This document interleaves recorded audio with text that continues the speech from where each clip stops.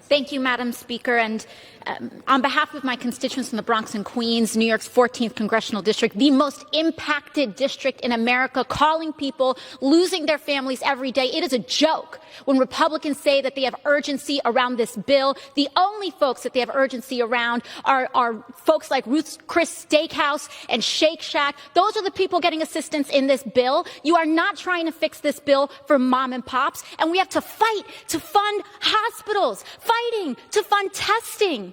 That is what we're fighting for in this bill. It is unconscionable. If you had urgency, you would legislate like rent was due on May 1st and make sure that we include rent and mortgage relief for our constituents. Thank you very much.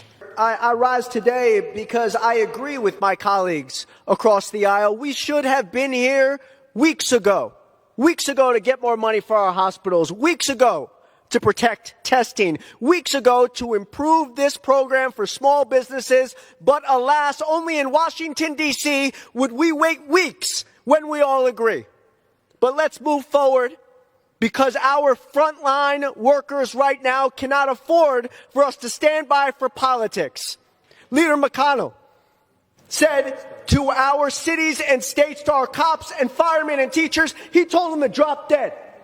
Well, why don't we put politics aside, rise up, and tell him that we put the country first? Thank you. I yield back.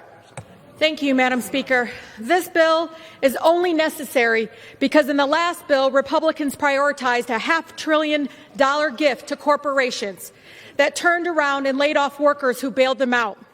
Our people need us to prioritize public health and testing, and they need reoccurring monthly relief payments now. This is Skylar Herbert. You need to see her face because there needs to be a human face to this pandemic. She's 5 years old, died from coronavirus.